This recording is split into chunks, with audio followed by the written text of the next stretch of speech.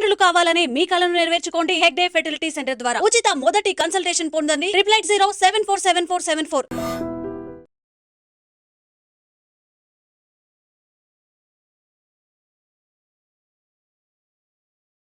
మనం ఏ గుడికి వెళ్ళక్కలేదు, ఈ పొల్యూషన్లో కరెక్ట్గా న్యాయం చేస్తే వాళ్ళ ఆఫీసులే మనకు దేవుడికి ఇచ్చినట్లు అంటే.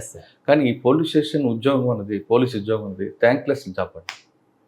కానీ ఎప్పుడు అనిపిస్తుంటుందా సార్? థ్యాంక్లెస్ జాబ్ అని కాదు సార్. ఇప్పుడు నేను చెప్తాను కదా, నేను నర్సన్నపేట ఎప్పుడు చేశాను, 2000లో చేశాను సార్. మీరు నమ్మరు సార్, అక్కడికి వెళ్తే ఎక్కడన్నా నాకు కనిపించారనుకోండి, 2 చేతులు పెట్టి దండం పెడతారు సార్. మీరు మాకు ఆ రోజు ఇచ్చేసారని చెప్పి, అది ఇంకా చాలు సార్ మనకి. ఇంకా ఎక్కడ ఇప్పుడు నేను రెండోసారి ఎక్కడికి వెళ్ళాం అనుకోండి, మీరు చెప్పాను కదా, వెళ్తేప్పుడు మనం నమ్మాలి ప్రజలు. ఈయన వచ్చాడు, నేను ఒకటే సార్ ఏదన్నా ఉంటాను కానీ డెఫ్రై వెళ్ళిపోతాను, కానీ తల వంచి అది ఆ బ్రహ్మదేవుడు పోయినా నేను ఇంకా మారిపోతాను, అక్కడి నుంచి వెళ్ళిపోతాను, కానీ తప్పు అయితే చేయను.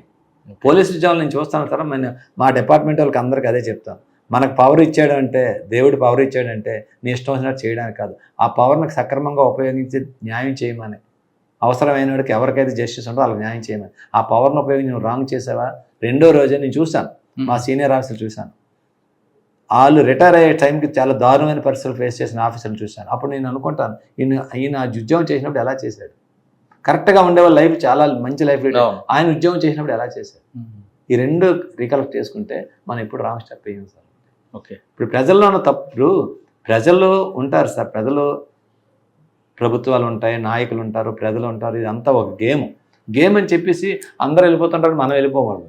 కొన్ని దగ్గరలో ఇబ్బందులు వస్తుంటాయి సార్, చెప్తుంటారు, కానీ కొంతవరకే.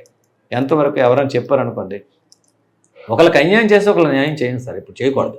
కానీ పోలీస్ స్టేషన్కి వచ్చిన వాళ్ళకి ఇద్దరికి న్యాయం చేయడం కష్టం కదా సార్? ఇద్దరికి న్యాయం చేయడం కాదు, చెప్పాలి సార్ అడిగి, బాబు నువ్వు ఇది వచ్చావు, నీ మిస్టేక్ ఇది ఉంది, మరి తప్పదు, యాజపర్లా మా చేతులు ఇంకా చేయడానికి లేదు, నువ్వు ఉంటారా? ఉంటారు, వినకపోతే అంతే సార్, అని ఫిక్స్ చేసేస్తాం. ఇంకా వినేవాళ్ళు కాదు, ఇప్పుడు చెప్తారు సార్, మీరు వచ్చారు మురళీ గారు, మీరు నాకు అప్పలరాజు గారు తెలుసా అండి, మా బ్రదర్ అండి, కొద్దిగా చూడండి సార్, చెప్తాను మురళీ గారు, లేదు సార్ మీ బ్రదర్ వచ్చాడు, ఇలా జరిగిందని చెప్పాలి. మేము చెప్పకపోతే వినకపోతే మనం ఏం చేస్తుంటాం సార్, అలాగని బెండ్ అయిపోయి వచ్చేసాం అనుకోండి, ఆ పాపం మనం ఎందుకు చేసుకోవడం? కరెక్ట్, మీకు అర్థం అంతే. మరి అలాగే ఇప్పుడు ఏం చేస్తున్నారు, ఇప్పుడు ఎంతమంది పోలీసులు ఎన్నిటిలో అన్యాయంగా ఇరుక్కుంటున్నారు కేసుల్లో, అట్లా ఎందుకు అంత అవసరం మనకి, ఇక్కడ కాదు ఇంకో దగ్గర ఉద్యోగం చేసుకుంటాం. అందరూ వీళ్ళగా ఆలోచించాలి సార్, మీకు చెప్తున్నాను కదా, ఆలోచించకపోవడం వల్లే కదా ఇప్పుడు సొసైటీలో ఎంత. ఇప్పుడు ఏంటంటే మీకు ఒక మాట చెప్తున్నాను సార్, పోలీస్ అనేది పోలీసే ఉంటారు, ఒకరు వస్తారు ఈ పోలీసులు మీరు నమ్మ అంటారు, మళ్ళీ తర్వాత వాళ్ళు వస్తారు వీళ్ళు నమ్మ అంటారు, అంటే అర్థం ఏంటి సార్ చెప్పండి, పోలీసే మారట్లేదు కదా, కానీ ఇదే పోలీసులు అందరూ అన్ని వాడుకుంటారు. మరి అంతే మీకు చెప్తాను, ఇక్కడ మనం ఉండేటప్పుడు ఇష్టం వచ్చినట్టు మనం బెండ్ అయిపోయి అన్ని మనం చేసుకొని అన్లెస్సరి మన లైఫ్ పాడు చేసుకోకూడదని చెప్తుంటాం. చట్టం ధర్మం న్యాయం ఏది ఉంటే చేయాలి, చెప్పాలి, చెప్పిన తర్వాత వాళ్ళు అక్కర్లేదు అనుకోండి వెళ్ళిపోతాం, ఏముంటుంది సార్ మనకి, ఎక్కడున్నా మన శాలరీ వస్తుంది, మనం హ్యాపీగా చేసుకుంటాం. లా అండ్ ఆర్డర్ కన్నా ఇంకా ఈజీ జాబులే కానీ ఎంతకన్నా కష్టం జాబులు ఉండవు సార్, మీకు చెప్తున్నా కదా. అలాగని చెప్పేసి చేయకుండా ఉండాలని నేను ప్రజలకి.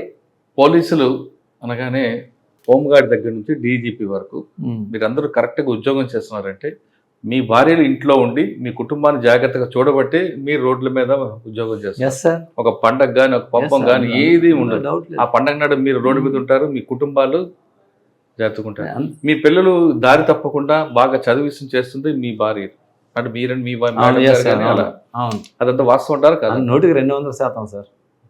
అటువంటి వైఫ్లకి మీరేం చెప్తారు అంటే ఒక ఎగ్జాంపుల్ చెప్తాను. మా సిస్టర్ వాళ్ళ పాపకి ఒక పోలీస్ ఒక సబ్ ఇన్స్పెక్టర్ సంబంధం వస్తే మా వైఫ్ మా సిస్టర్ చెప్పింది, దయచేసి వదిన వద్దు, నేను ఫేస్ చేస్తాను, తన నాలప్ చేయకు.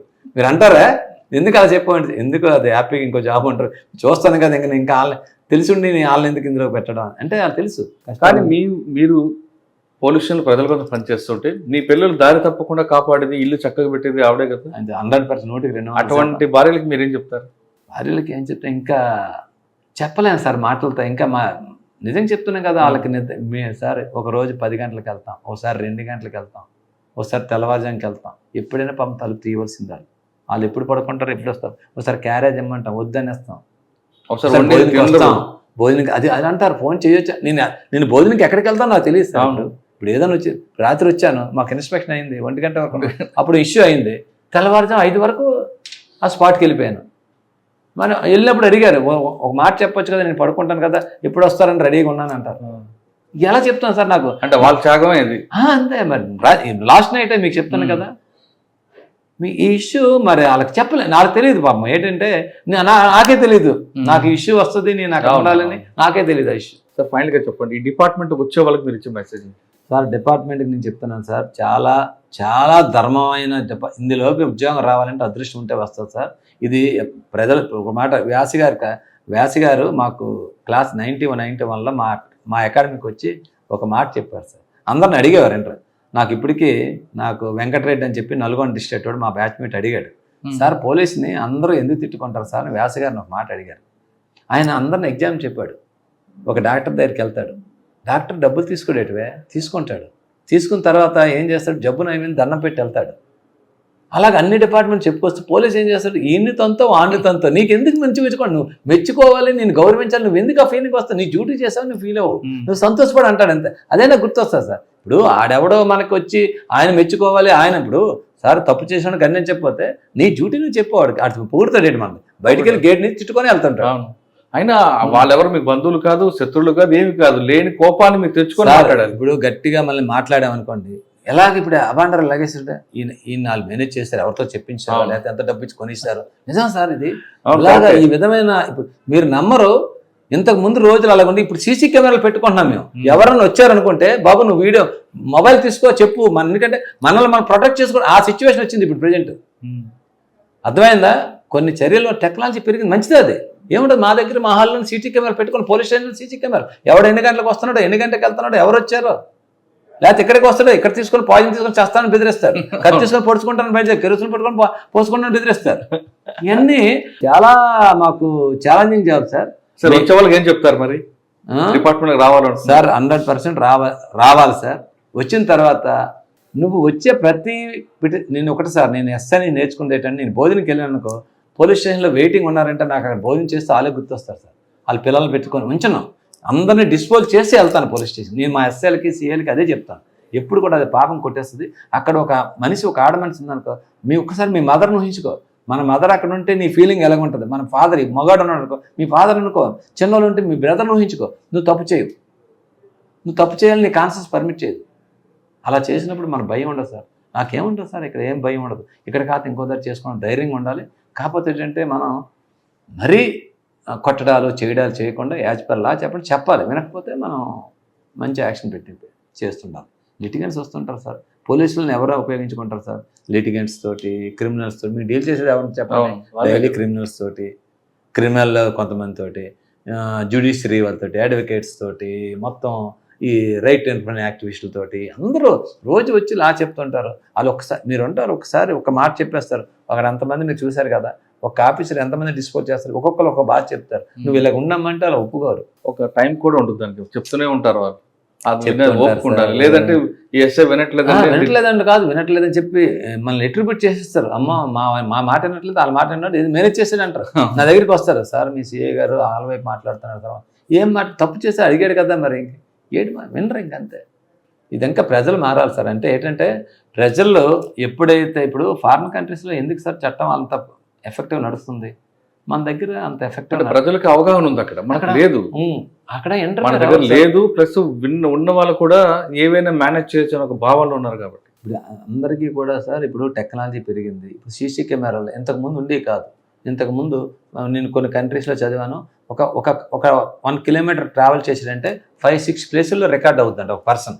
అవునండి, అక్కడ వేరు. ఇంతకుముందు మన వైజాగ్ సిటీ అంతా తిరిగినా ఎక్కడ రికార్డ్ అవ్వదు, సిటీ అంతా తిరిగినా. ఇప్పుడు పెడుతున్నారు కెమెరాస్, సీసీ కెమెరాలు పెట్టడం, టెక్నాలజీ అంతా ఇంప్రూవ్ చేయాలి. వాళ్ళతో మనం కంపేర్ చేయలేము సార్. ఎందుకంటే అక్కడ పోలీస్ ఆపగానే, పోలీస్ స్టాప్ అనగా స్టాప్ చేస్తాడు బండి, నెక్స్ట్ హ్యాండ్స్ అప్ అంటే హ్యాండ్స్ అప్ చేయాల్సింది. ఇక్కడ మనం ఆపితే ఆపడం ఒకటి, ఆపినా మన మీ పేరు చూసి నేనెవనో తెలుసా అని ఆర్గ్యూ చేస్తాడు. ఇన్ని రకాలు ఉంటాయి ఇక్కడ చాలా సార్. ఇప్పుడు కూడా సార్ నేను చెప్తున్నాను ఒకటే, వ్యవస్థలు మారాలి సార్, ప్రభుత్వ వ్యవస్థలు కూడా. ఎందుకంటే అందరికీ నేను అప్పీల్ చేసేది ఏంటంటే, ఇది మన సమాజం, మన పిల్లల భవిష్యత్తు, ఫ్యూచర్ భవిష్యత్తు. ఇది ఒక్కసారి పోలీస్ వ్యవస్థను వీక్ చేసినా ఎవరికో నష్టం కాదు, సమాజంకే నష్టం, మనకే నష్టం. ఇప్పుడు మీకు అధికారం ఉంది, ఇప్పుడు మీరు మురళీ గారిగా మీకు ఉంటుంది, తర్వాత మీ పిల్లలకి బాగోకపోతే నాకే అది ఎఫెక్ట్. అది అందరూ ఆలోచించారు సార్, నాయకులు కానీ, అధికారులు కానీ, ప్రజలు కానీ. ఇది వ్యవస్థను ఎప్పుడు కూడా మనం డిటేరియేట్ చేయకూడదు, అంటే తగ్గించకూడదు. ఇలా పవర్ తప్పు చేసిన కూడా నిలబెట్టాలి. ఒక అధికారి తప్పు చేసినంటే ప్రజలు తిరుగుబాటు చేయాలి. అప్పుడు తప్పు చేయడానికి భయపడతారు అందరూ. ఆ విధంగా ఆ విధమైన జవాబుదారీతనం అధికారులు వ్యవస్థను తీసుకొచ్చినప్పుడు సొసైటీకి మేలు జరుగుతుంది సార్. తప్పు చేసినా మాట్లాడకపోవడం, ఎవడో మన ఇంటికి ఎందుకు వచ్చి మనకేం సంబంధం లేదు పక్కింటి వాడు ఇష్యూ కదా అని వదిలేయడం, ఆ విధంగా వదిలేయకూడదు సార్. బాగా సపోర్ట్ చేయాలి. రోడ్డు ఎక్కాలి ఏదైనా జరిగితే తప్పు చేస్తే. ప్రజలు మాకు ఉంటారు, తప్పు చేశారు పోలీసు సపోర్ట్ వస్తాను, మాకు ధైర్యం ఉంటుంది. ఇంకా అంతే కదా సార్. తప్పు చేసినా చేయకపోయినా అలా ఉండిపోతుంటే ఇంకా సమాజం అలాగే అయిపోతుంటుంది. మా బాధ ఇంకేట్లేదు, కొన్ని రోజుల తర్వాత ఏమవుతుందో ఎలాగలని చెప్పి మేము అస్సలు అదే చెప్తాం. మేము ఇంకా ఆల్మోస్ట్ కొన్ని రోజుల్లో ఎండింగ్లోకి వచ్చేసాం. ఇప్పుడు మీరు ఛాలెంజ్ ఏంటంటే నిలబడండి. ఇప్పుడు ఫర్మ్గా నిలబడిపోతే ఎవరైనా చేస్తారు సార్. ఇప్పుడు మీరున్నారు, మీరు చేయకపోతే నన్ను పెడతారు, నేను చేయకపోతే తప్పు నేను చేయలేని ఇంకోటి పెడతారు. ఎవడైనా అక్కడికి వచ్చి మన ర్యాంకే చేయాలి కానీ ఇంకోటి చేయడు కదా. చేయడు, మనకు ఉద్యోగం తీస్తాడు తప్ప మన గురించి తీయడు కదా సార్. ట్రాన్స్ఫర్ చేస్తారు అంతేకాదు పైకి తీయరు. నేను వచ్చేసి నేను ఆ పని చేసేస్తానులేండి, మీకు ఎందుకు నేను చూసుకుంటానులేండి అంటే ఇవన్నీ జరుగుతున్నాయి. అవును, ఎవడో ఒకటి పనికిమాల పనులు చేయడం వల్ల ఆ పనికిమాల పనులకి ఎవరు మనం సహకరించడానికి సమాజం దానికి ప్రజలు బుద్ధి చెప్పాలి. నువ్వు ఎందుకు ఈ పని చేస్తున్నావు, మంచి వాళ్ళు మంచినట్టు సపోర్ట్ చేయాలి. ప్రజలు ప్రశ్నించే తత్వం రావాలి.